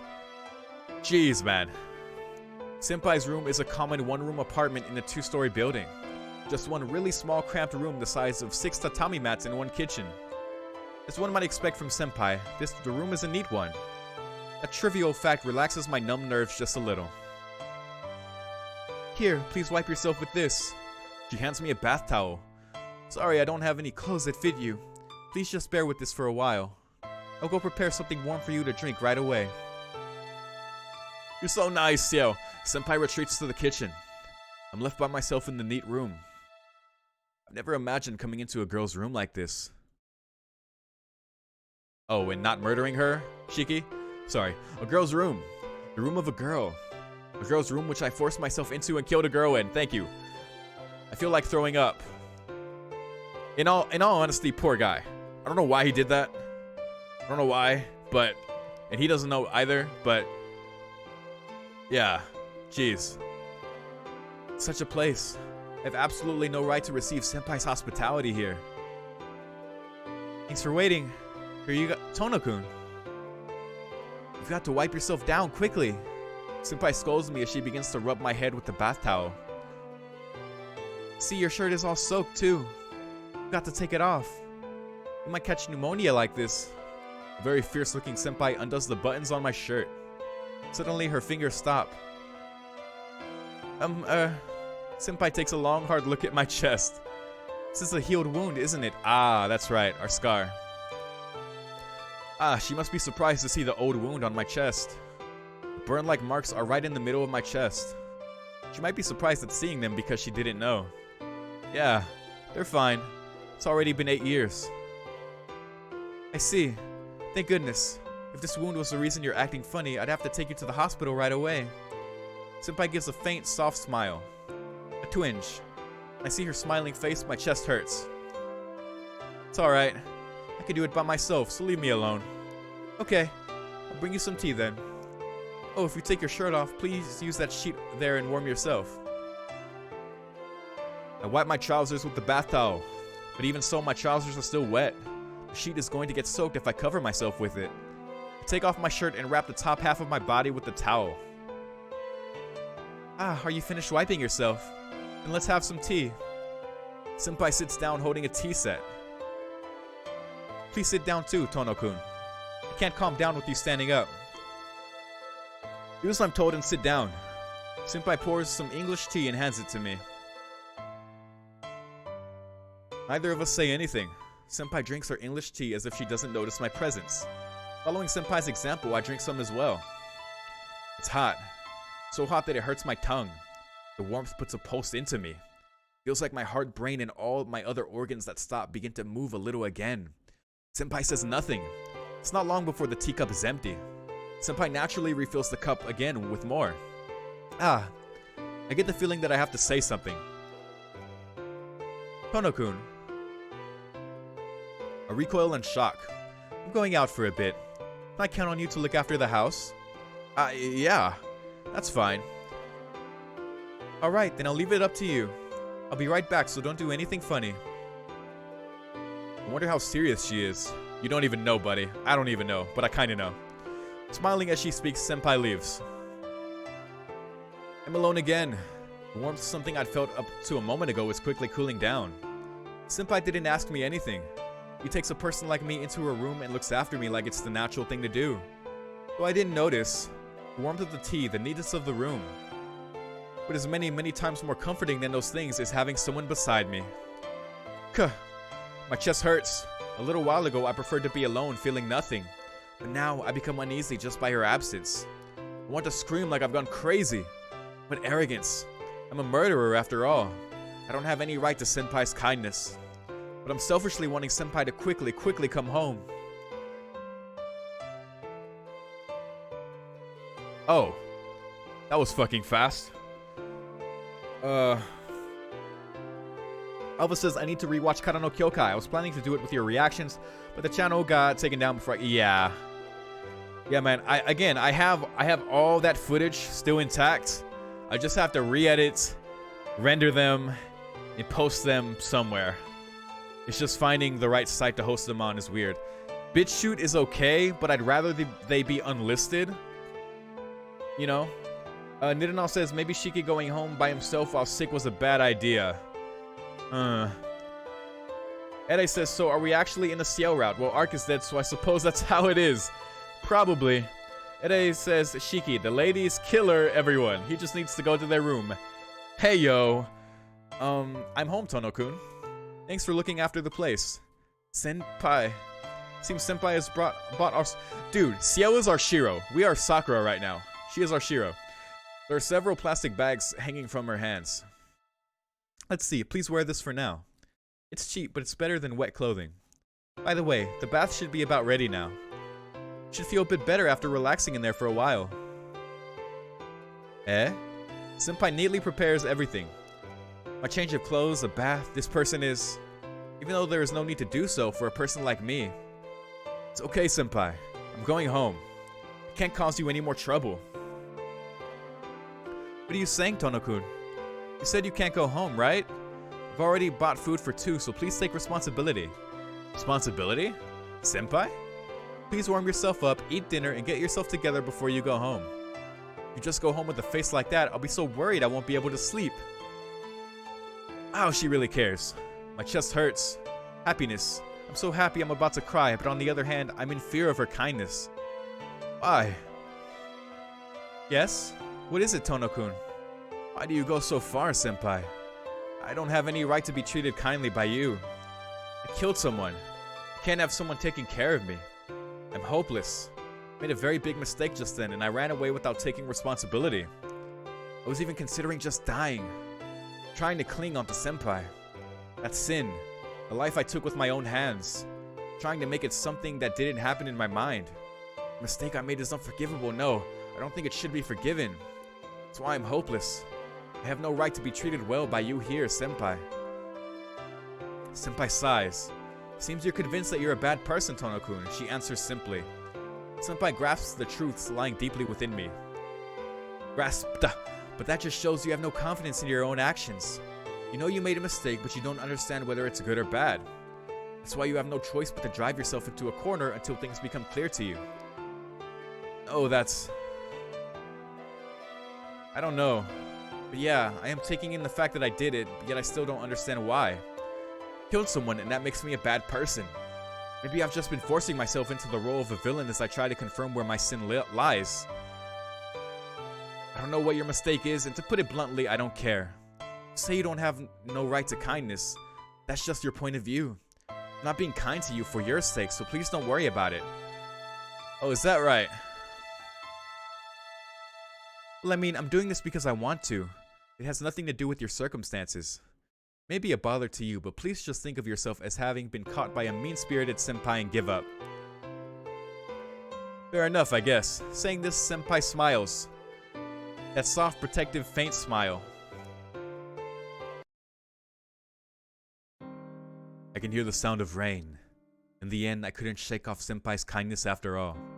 She lets me use the bath and prepares pajamas for me. Treats me to dinner, and she lends me a bed because it's raining outside.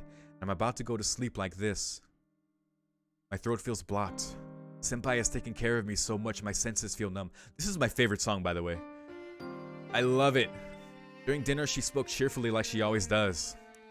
She raised all the usual topics about school, about the many shops in the business district, and so on. And although I couldn't give her one proper answer, every time I responded, I felt a little bit of myself coming back. Right now, I'm sleeping in senpai's bed, and can't stop thinking about senpai who's sleeping on the floor. What a turn of events. Killed someone only hours ago, and now I'm getting excited like a normal student. My senses really do feel numb. Didn't think I could ever be showered in happiness like this ever again. Can't sleep, so I just look around. I don't know what I should do next. I can hear the sound of the downpour outside. Going to be late tomorrow if you don't hurry and sleep, Tono-kun. Senpai, you're awake? Yes, I can't sleep until you do. I am a girl after all. Sorry. Sleep in the kitchen then. Oh, how many times do I have to tell you? You got a cold, so you can't sleep in a place like the kitchen. It's alright, so please just hurry up and forget your unpleasant thoughts so you can go to sleep. Unpleasant thoughts. That's impossible. It's not something I can forget. It's something I shouldn't forget. Whatever the reason I killed someone, forget about the person I killed would be a sin deep beyond imagination. No, I can't just gloss over my sins, senpai. Can't forget about them, and I won't try to. But thanks. You really helped me with all sorts of things today. I really might have died if I stayed like that. Guess that's as honest as we're gonna be right now. I would be running away. If I really think I had made a mistake, I shouldn't deny it. Sins, you say? Seems like your mistake is something unimaginable for me. Senpai speaks in a cheerful voice like she's telling a joke. There's no such thing as a human who doesn't commit sin. It's not like the world is divided into sinners and the innocent. As long as you're alive, you'll make mistakes. It's sad, but it's unavoidable. To live is to be worn down. We are only beings who influence other things while we fade away ourselves. Yeah? What? And you're saying we're beyond salvation? I don't like that story about how everyone makes mistakes. Yes, I guess we can't be saved if that were the case. But you can atone for your sins. There are only people who can and who cannot atone for their sins. I think those beyond salvation are those who cannot atone for their sins. For some reason, Senpai's voice sounds very sad. But you can atone for your sins, Tono-kun. I don't know what kind of mistake you've made, but you are the kind of person who can atone for your sins. If you're too worried to sleep, then just think about how you intend to live and atone for your sins from now on. It's a really hard thing to come up with, so your brain is sure to tire out. You'll fall right asleep. I don't know how serious she is, that she seems to be throwing jokes into the mix. I can atone for my sins, huh? But senpai, my mistake is definitely one that can't be atoned for. I That's something I can say for sure.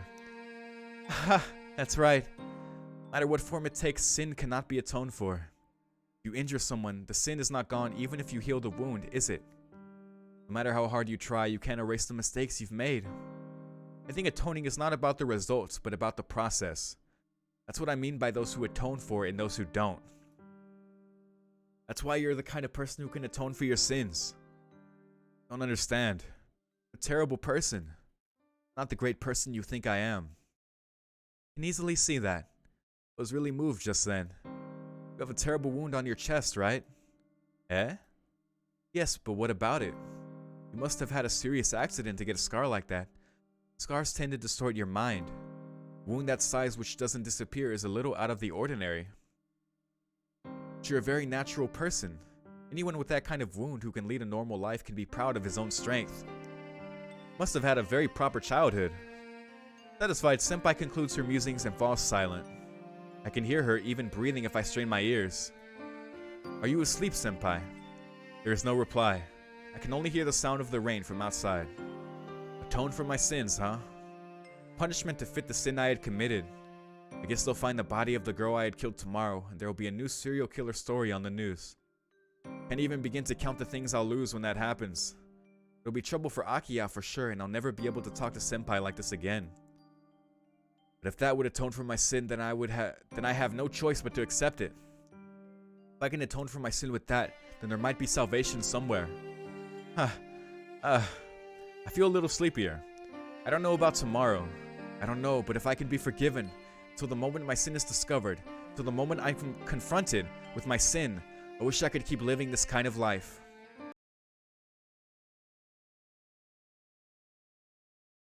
Ciel is definitely going to be the source of our salvation. Whether she is it herself or she helps us realize it, probably the latter. But I really like her perspective. She's obviously speaking from kind of experience there. Oshiki noting that she sounded sad when saying that. But yeah, it's not as simple as just people who sin and people who don't. It's about what you do, I guess, to atone for their sins, and not necessarily the fact that you can successfully atone for your sins, but it's the process. It's the fact that you try, I guess, that makes the difference. You guys, underscore says the virgin Shiro cooks for women versus the Chad Shiki who dismembers. Okay. Oh my gosh. The Chad Shiki. Alpha says the virgin Shiro gets dismembered by his woman. Ede says one loses its virginity eventually while the other only relieves himself after the killing. Ede says guess who's going to be furious tomorrow?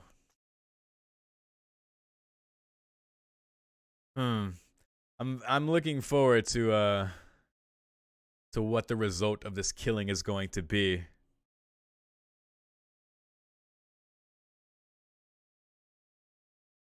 I wonder if scary looking guy was looking for her actually. I'm not sure.